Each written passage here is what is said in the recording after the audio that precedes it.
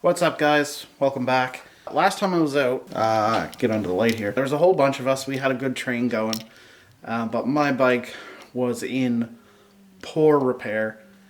It was creaking and moaning like crazy, so I figured it was time to do a little bit of maintenance. The more that I took apart to maintain, the more I found out it needed. So I spent a lot of time and money tearing the bike apart and replacing everything that needed to be replaced. So I had to replace my bottom bracket, the main pivot bearings in there. I cleaned and re-greased every moving part on the bike, so the shock bushings, all the bearings and stuff in there. The only thing I wasn't able to do, as you can see, is my fork service. I had to order some parts and oil and everything for that. And that's what we're going to do today. I got a few goodies here. A new set of alloy pedals from 1UP. Really excited about that. This box of goodies from thebikeshop.com. Shout out to those guys. Always hook me up. Got my seal kit, seal driver, SRAM suspension butter, and I got all the oil that I'll ever need and more. That's what we're doing today. We're going to do a lower service and replace my fork seals and all that good stuff. So with that said, enjoy the video and let's get to it. The first step is, of course, going to be clean them because they're filthy. I'm going to have to remove my mud guard because it's muddy, which I guess means that the mud guard did what the mud guard does. Side cutters. Where are my side cutters? Not side cutters, but they'll do the job.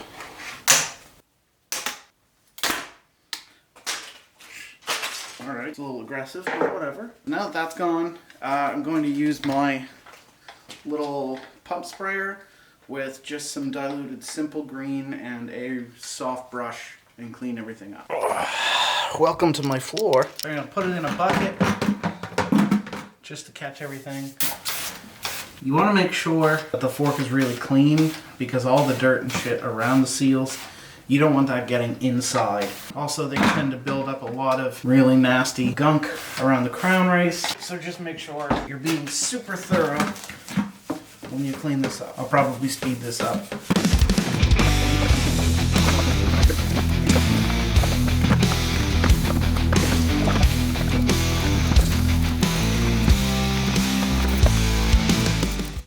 Now that you have a really nice clean fork, you're going to want to stick it into either bike stand or vise. The bike stand currently has a bike without a front end, so I'm going to use my vise. Bring this over here. There. So I don't have one of the fancy vices that swivels or anything, but we're going to make do with what we have. That ought to hold it for the time being. So before doing any work on any suspension, you want to let the air out. Shock pump. It's a good idea to use a shock pump to let the air out because you're looking at 100 plus PSI in a very small volume chamber. So it will come out really fast. The best way to do it is to use the bleed valve on a shock pump. And there she goes. So the next thing you need to do is remove the rebound adjuster cap. And then from here, you can actually remove the little red rebound adjuster button. That is a 2.5, nope, 2 millimeter. Righty tighty, lefty loosen if you're an idiot like me. So now we're gonna have to remove the nuts on either side that are actually holding this together. This side is a 10 millimeter, the air side, 10 millimeter. The rebound side is a 15. I'm gonna go ahead and remove the air side here.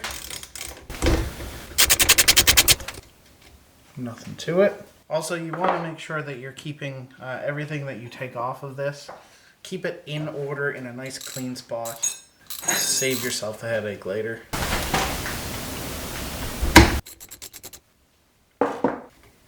Right.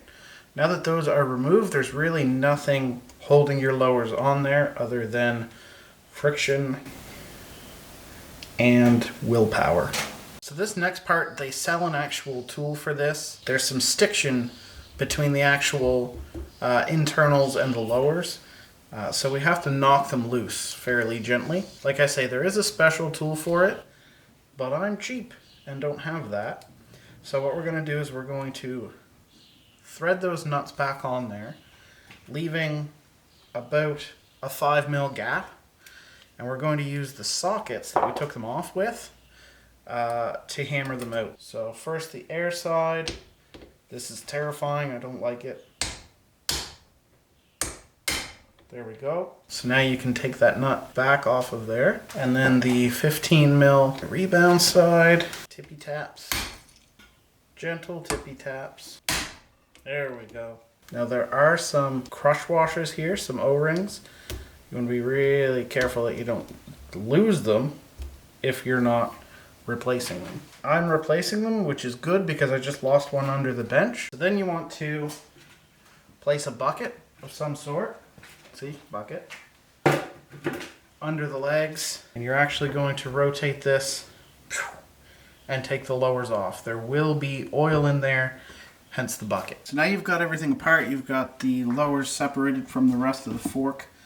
You're going to want to go ahead and fill some sort of a little cup up with your Fox 20 weight gold suspension oil. And we're going to pre-soak the foam rings. So these little bad boys right here, stick them in your cup. And we're going to get them pre-soaked so that they're nice and saturated with the good stuff when we put them back in. I'm using the top of a clear coat spray can because it's all I had. If you want to be fancy and use some kind of special cup, power to you. Now that you have the lowers separate, there's actually not a lot holding them together other than the top up here. So it's not a bad idea to stick your axle back in there just for the sake of strength. They're very light cast aluminum, so they will break. Stick that puppy in there. Keep it strong. Keep it strong. Now what we're going to want to do is pop our existing seals out. I'm using a screwdriver. If the screwdriver is not strong enough, you might have to use a tire lever or something like that. A bigger screwdriver maybe. You want to be kind of careful with this because you don't want to score anything up too bad. There we go. Bye-bye. Now if you've got one, grab your little pokey tool. This might be the best tool in the shop. Take out your foam ring, and then you want to just clean out the crap from in there as much as possible. Now the other side. That almost hit me in the face. Foam ring out. You want to have a look down in there just to assess the situation. Make sure there's no chunks of stuff down there or anything. We're in all right shape.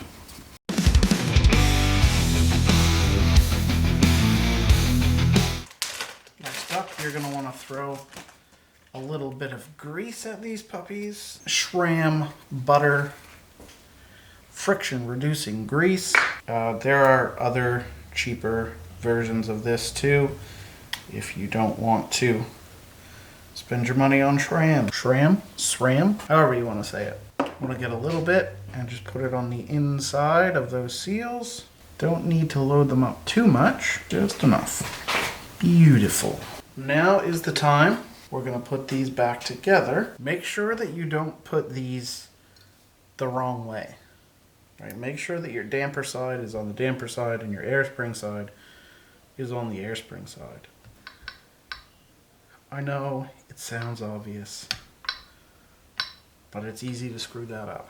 Once you get them past the wiper seals, they should slide right into place. Once you've slid the lowers back on, put it back in the vise, wrong side up ways, we can add some oil. So now we want to separate them a little.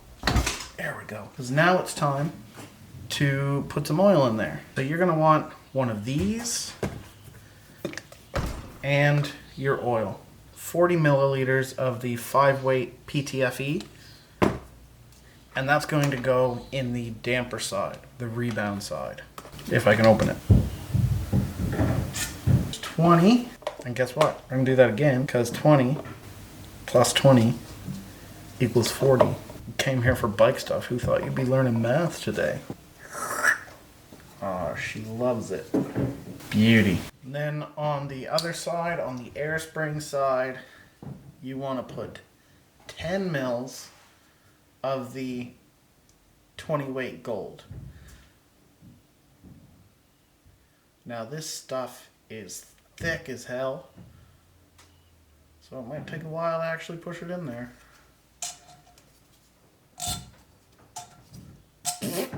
So for these, you're going to want to torque them to 7 Newton meters.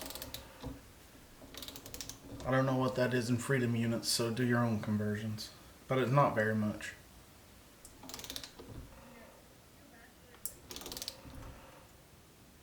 There.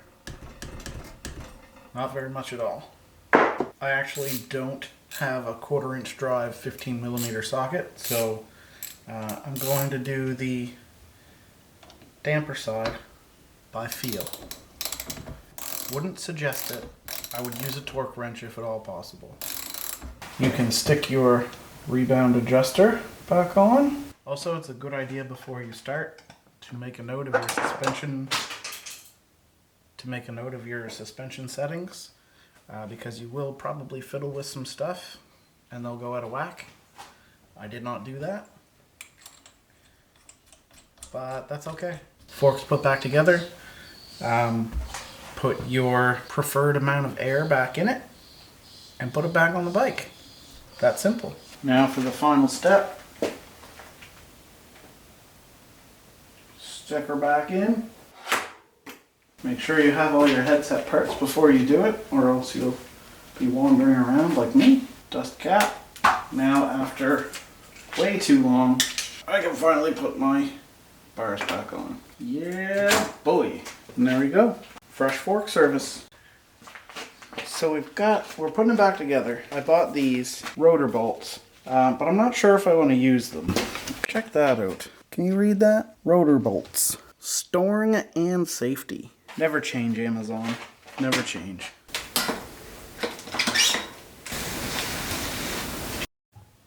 My God, would you look at those. Now all that's really left is to throw these beautiful one-up pedals on this thing and put some air in the forks and I'm good to go.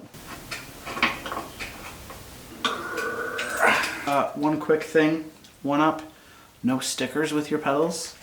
Who sends out bike parts without stickers? Come on, get your act together.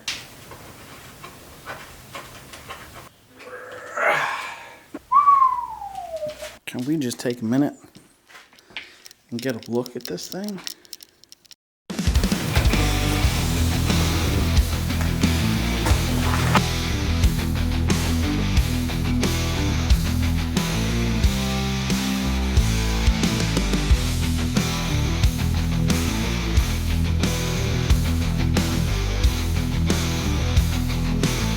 So it's time to test this puppy out. Already headed up the hill, I can tell a huge difference because the bottom bracket isn't creaking and groaning and snapping. So even if everything else is a failure, that is a good thing. We're at the local trails at the Mark. Gonna try out a few of the single track trails here, but I can honestly say already I am loving the difference. It's almost silent pedaling along. I can't feel any friction or grinding in the drive line, which is a huge bonus. Looks like they got some work going on here. Try not to get run over. I guess we'll give you an update at the top. First things first, we're gonna hit up Granite Express. It's one of my favorite trails on this hill. One of the originals too. And it comes out to a waterfall at the end. Ooh, low-hanging branches. I might have my rear end a little soft, but I did bring my shock pump with me, so we can fix it if we need to.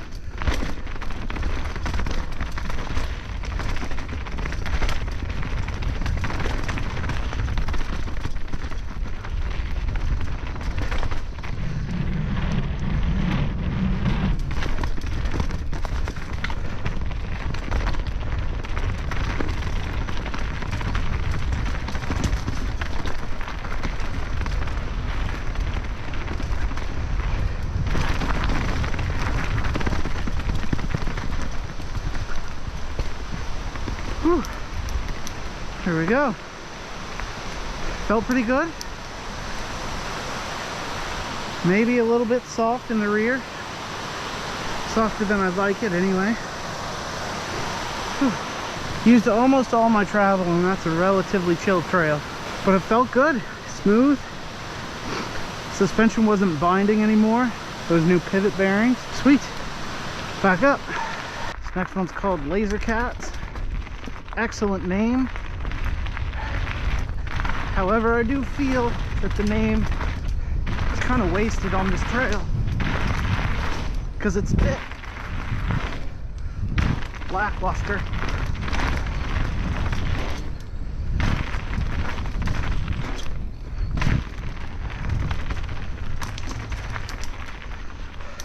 Couple fun little jumps in there. Really short. That last jump is terrible though. I don't know who built that, but they don't ride bikes. Alright, back to the top. One more chill lap down Boulder Dash.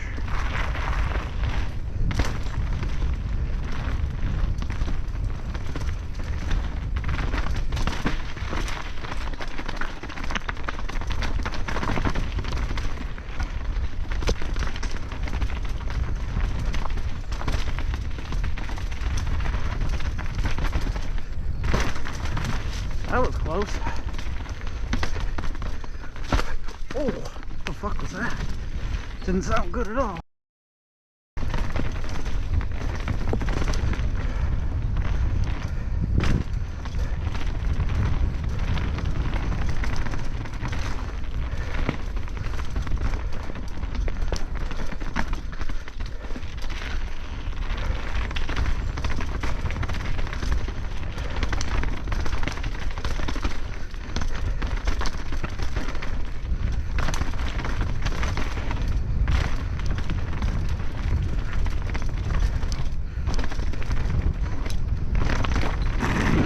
Sure what I did back there, but it wasn't good. So that was a bit of a disappointment. Spent all that time and money, completely tore my bike down, cleaned, greased, replaced every moving part. It was riding like a new one. Everything was going great. But then on the last run down Boulder Dash, I think I hit a rock just in the right spot where the seam of the rim is, and I had air leaking out of the rim, not out of the tire, and sealant wouldn't seal it either, so I'm not sure if I can fix that or if I'm gonna need a new rim, but either way, you can guarantee I will be back on the road eventually. So thanks for coming along. If you learned anything or were entertained in the slightest, hit that friggin' subscribe button. I need it. I need you to hit the subscribe button. So yeah, if you want to see fun shit happen, subscribe so that I can financially make it happen. Alright, thanks for tagging along. As Jezza would say, on that bombshell, that's the end of the program.